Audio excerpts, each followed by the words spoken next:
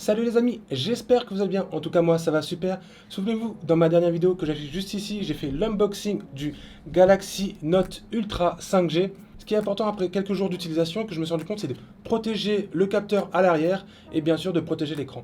C'est pour ça que dans cette vidéo, on va tester plusieurs coques que j'ai trouvées sur le net et voir ensemble ce qui est plutôt bon ou pas pour le téléphone.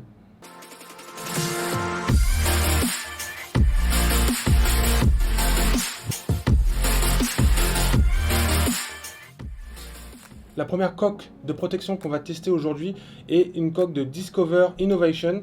C'est une coque en plastique avec comme particularité un cache pour le capteur photo. Alors si vous vous demandez ce que j'ai sur mon téléphone, pourquoi il y a une petite bulle et tout, j'ai fait installer une vitre de protection hybride de la marque Forcase. Pour l'instant, en train de le tester pour voir si c'est plutôt positif ou négatif. Au niveau du maintien, donc le design est plutôt respecté du téléphone, on n'a pas une déformation au niveau du maintien de la coque, c'est plutôt intéressant. Après, je trouve que le grip à l'arrière est plutôt glissant, alors que normalement c'est quelque chose pour le maintenir en main. Il est nickel, mais après je trouve qu'il est assez glissant. Au niveau du stylet, hop, ça va. On peut prendre le stylet sans problème. Donc généralement moi quand je prends le stylet je fais ça. Hop.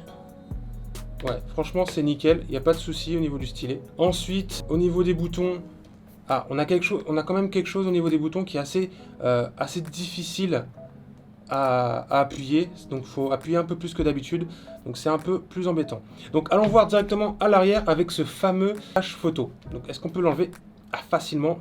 Ah, ça c'est un peu plus embêtant les amis. Le cache il est carrément, donc là je vais verrouiller, il est un peu plus, voilà, donc il faut un peu forcer pour le fermer et l'ouvrir. C'est pas forcément intéressant d'avoir un cache qui non.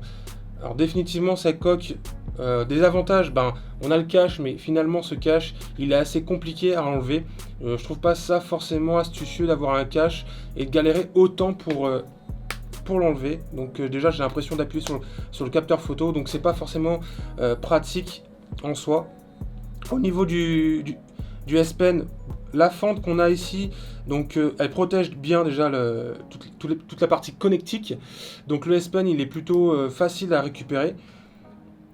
Au niveau du chargeur, on voit typiquement que l'orifice pour le port type C est nickel, donc on peut venir placer le port type C sans problème. Après, gros bémol, c'est au niveau des boutons, ils sont assez difficiles à appuyer. Je trouve qu'il faut forcer un peu plus que d'habitude pour augmenter, diminuer le volume et appuyer sur le bouton Power. Donc ça, pour moi, cette coque-là, non, je la valide pas. Certes, il y a un cache photo, mais il devrait être plus simple à ouvrir et fermer. Et au niveau des boutons, c'est les deux gros bémols de cette coque. On passe à la coque suivante. J'ai trouvé celle-ci sur le net, donc c'est une coque plutôt intéressante. Je l'ai testé pendant 2-3 jours, donc il y a différentes couleurs. Donc moi, j'ai pris le rouge parce que dans le rouge, généralement, ça passe plutôt bien. Il faut séparer les deux éléments. On a une partie en plastique dur ici qu'on va venir superposer. Alors, je vais juste vérifier que les boutons sont corrects. Superposer à la face avant. Donc là, jusqu'ici, tout va bien. Ensuite, une fois qu'on a fait ça, on va venir poser le téléphone à l'intérieur du bumper. Hop. Voilà à quoi le téléphone ressemble maintenant. Donc à l'arrière, le capteur photo, grande surprise, il est protégé avec le petit rebord rouge qu'on a ici. Si on va le poser sur le dos, on n'a pas peur. Au niveau de la prise en main, les boutons ils sont nettement mieux que la coque qu'on avait précédemment. On n'a pas besoin de forcer pour appuyer, c'est nickel. On retrouve au niveau du bumper une sensation pas très agréable au maintien. Au final, la coque protège bien le capteur photo.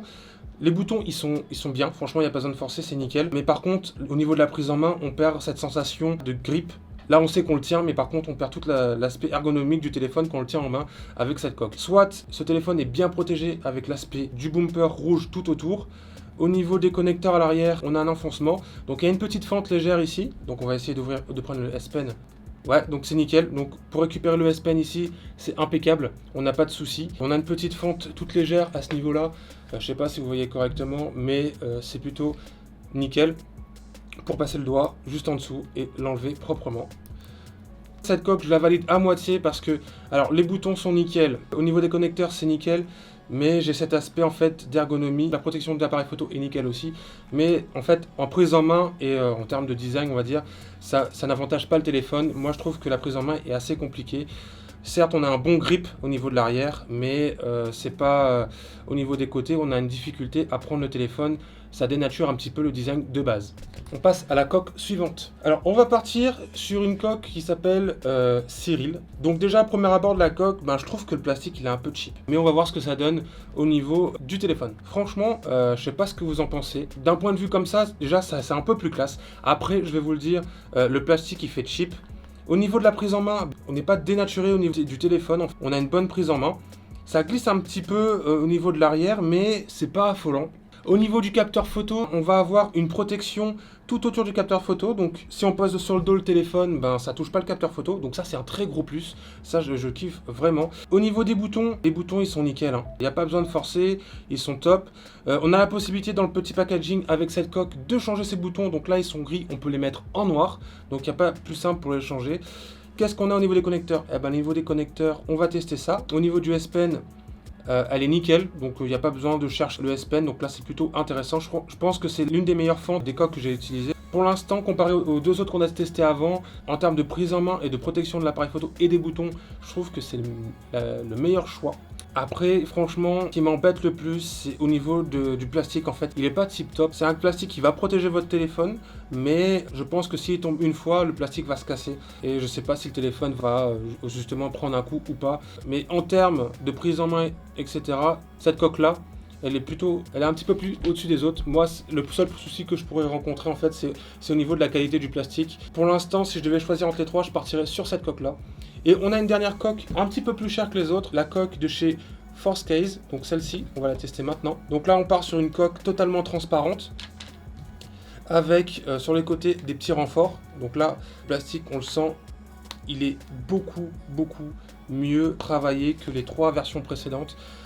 Donc là on va tester. Donc ici les boutons sur ces deux coques là, ils sont identiques en termes d'appui, ils sont vraiment nickel. Au niveau des connecteurs, là on va retrouver une fente directement sur le S Pen. Je trouve que la fente c'est au niveau de cette coque ici, elle est franchement excellente. Au niveau des connecteurs, nickel. Au niveau de l'appui des boutons, c'est nickel. Maintenant, allons voir au niveau du capteur photo. Donc là, on va voir qu'il protège tout autour. Mais est-ce que le capteur photo est protégé? Voilà le gros point faible du Forcase. Le capteur photo, malheureusement, n'est pas protégé. Il va un petit peu au-dessus de la coque. Et si on le pose sur le dos, en fait, on va directement poser le capteur photo sur le sol. Si on va le poser sur le dos, ça, je trouve très dommage. Les 4 coques qu'on a testées, c'est cette coque-là qui est le plus cher. Elle coûte une vingtaine d'euros, si je ne me trompe pas. En tout cas, je vous mettrai tous les liens en description. Il n'y aura pas de souci. Donc, ce sera des liens affiliés. Donc, vous ne payerez pas plus cher. Mais en gros, ça va m'aider, moi et la chaîne, de vous proposer plus de contenu. Si vous avez aimé cette vidéo, n'hésite pas à mettre un pouce bleu et de la partager. Et bien sûr, n'hésite pas à t'abonner et à mettre la petite cloche pour les prochaines vidéos. N'hésite pas à me dire quelle coque tu as préféré dans les commentaires. Et surtout, si tu veux que je teste de nouvelles coques pour le Galaxy Note 20 Ultra, n'hésite pas à mettre les références en commentaire ou directement sur le Discord avec la nouvelle communauté. En tout cas, moi je te retrouve la prochaine fois pour de nouvelles vidéos.